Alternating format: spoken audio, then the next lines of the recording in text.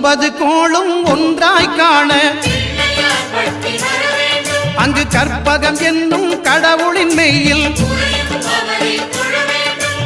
9 கோளும் ஒன்றாய் காண அங்கு கற்பகம் என்னும் கடவுளின் மெய்யில்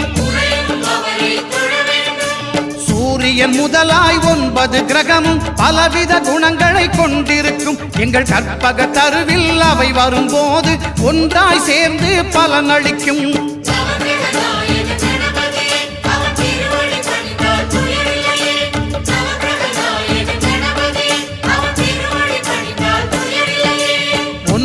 கோளும் ஒன்றாய் காண